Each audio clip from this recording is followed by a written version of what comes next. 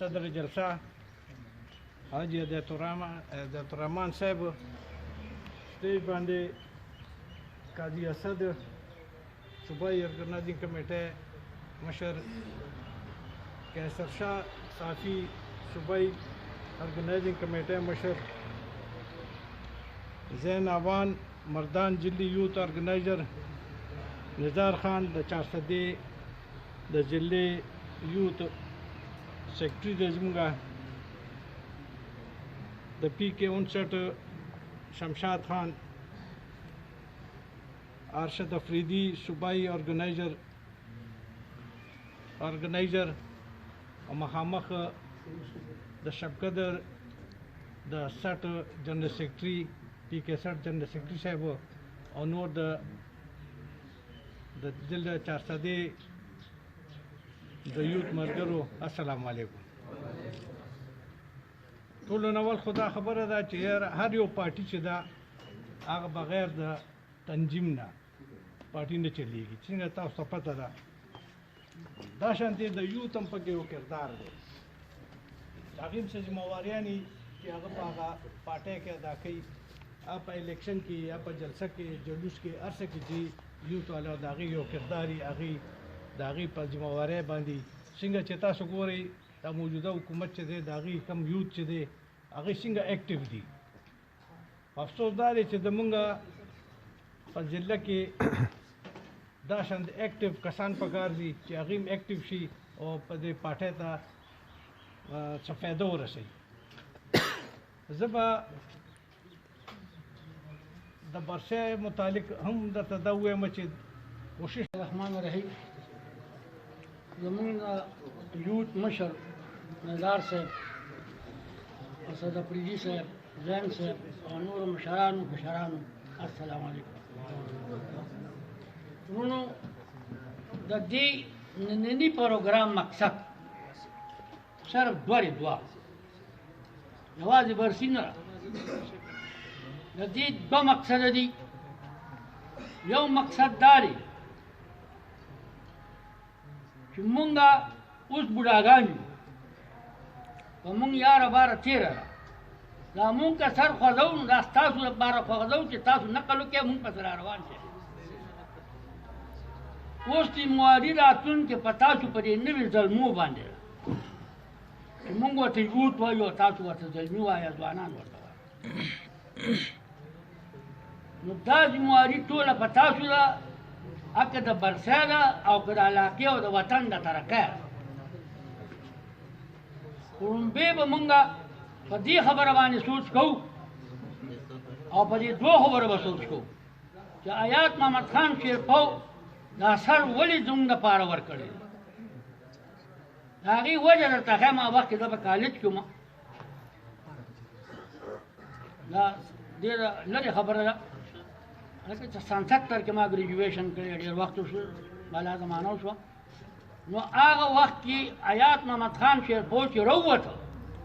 نو زمونږ په دې علاقه په چارسده، بلکل پر ټول پاکستان صوبه خو نه شم ویلي، خو په ډسټرکټ چارسده واحد یو سره جنډه وه. او د هغې ثبوت کله در کوم چې کله به هغوی مونږ له غازي خان نه کس راوست ممبر به یې کړو، لغاري صاحب یې نوم، کله به یې له تاکال نه راوسته ارباب صاحب الرحمن نوم، او کله به یې له کراچۍ نه راوسته غلام فاروق یې نوم. هغوی نه چې به څوک لاړل هغوی به د جیب نه 10 روپۍ راوستي، ما خو دا ټکټ په دې 10 روپۍ اخیستې، زه تاسې پوهېږم. دا د وخت نه راواله تر نن وخته پورې دعاوه پاسمانده ده، پاسمانده ده، پاسمانده ده. نه پکې هسپتال شته، نه پکې کالج شته، نه پکې نوکري شته، نه پکې روزګار شته،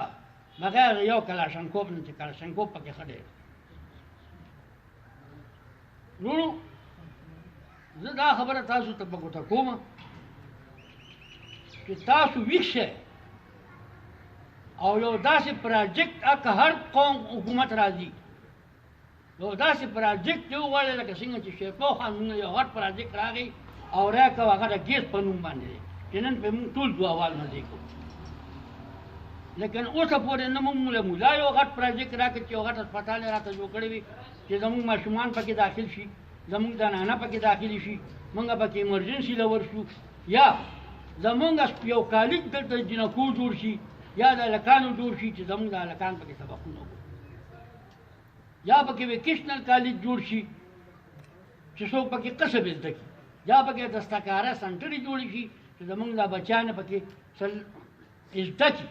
د ځان له پیسې ګټي موږ له اوسه پورې یو حکومت او یو پراجیکټ رانه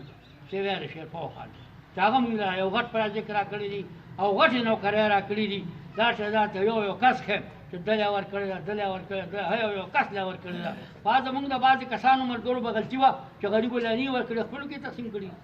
دغه غلطي به یې کړي خو لیکن موږ ته چې کتلي دي په ښه سترګه ملا شیرپا خان کتلي زه په نیشنل پارټۍ کې ما 45 سال تېر کړي دي زه په کالج کې سټوډنټ پښتون سټوډنټ کې په 70 کې زه په کالج کې او په کالج کې زه په پښتون سټوډنټ کې را روانم او 45 سال ما په نیشنل پارټۍ کې تېر کړي او کله چې د نیشنل پارټۍ حکومت راغی نو زما ډېره چاسدې تحصیلدار لګېدلو پیسې یې حساب کړو په پیسې باندې راغلی او چا په چمارس نه دی راغلی او 400 کې تحصیلدار ولګېد او چې کله تحصیلدار ولګېد نو بیرسټر راشد وزیر اعلی ته وایي چې دا دعاواد به ما په هفته کې بدلېږي نه زه به استعفا ورکړم نو زه واپس لاړم ما ورته ارشد خان دا ولې وایي زما موضوع کسې بدل کړی دي مې را موږ دعاواد چې را شپېته کاله ډوډکي ګډ شو وایي مړه ستاسو هسې ډوډکې خوا موږ د ډوډکي خلک زه تاسو ته دا خبره کوم چې ځان د ډوډکي مه کوئ هغه سړي پسې لاړ شئ چې ستاسو له ترقي درکوي ستاسو د ترقۍ سوچ کوي ستاسو د بچو سوچ کوي ستاسو ټرانسفارمر یو ټرانسفارمر ولګي یو میاشت ورته ټول ګډېږي بجلي نه یوبدي ورته ګډېږي هلکه دی نه خدای دې بیا دغه ټرانسفارمر وباسي چې ته ورته ګډېږي او بجلي به کښېني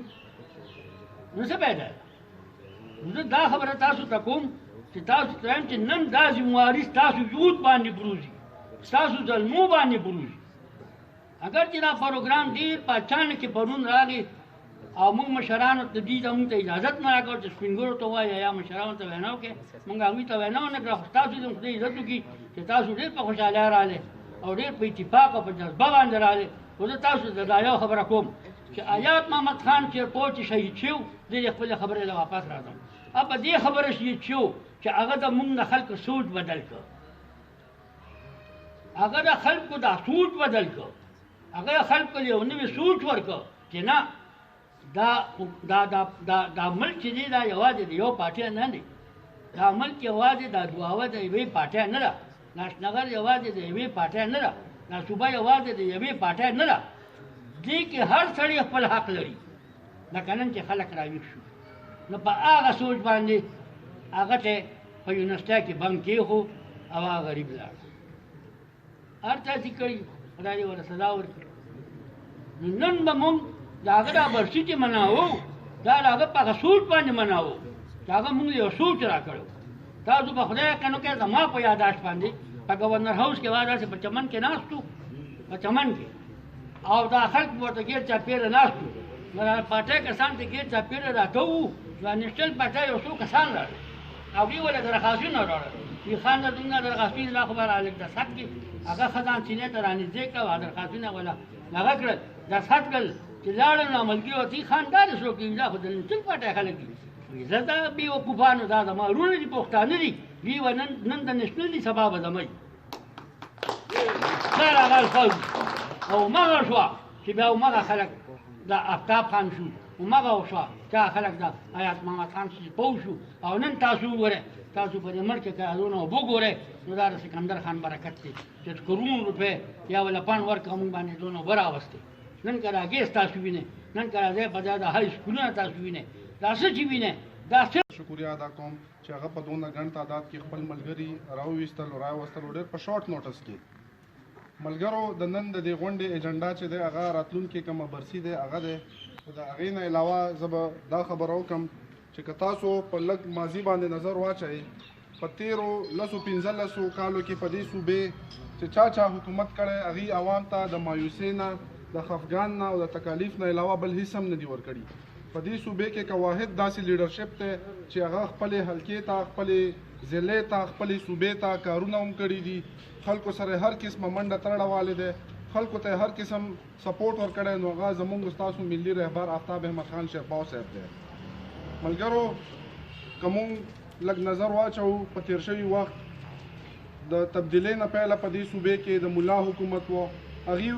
ووټ واخیستل د اسلام په نامې د مذهب په نامې هغې دا وعده د خلکو سره وکړه چې موږ به دې صوبې کې شریعت راولو په دې صوبې کې به اسلامي نظام راولو خو هغه که موږ تاسو وګورو هغې خپلې وعدې کې فیل شولو بیا د هغې نه پس زموږ د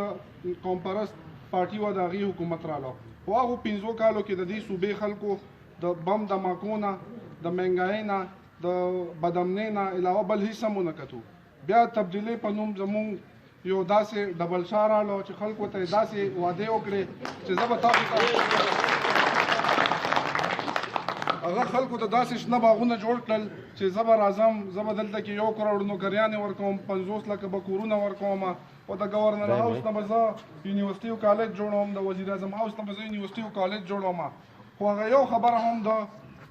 خبره هم د عمل ونه کړه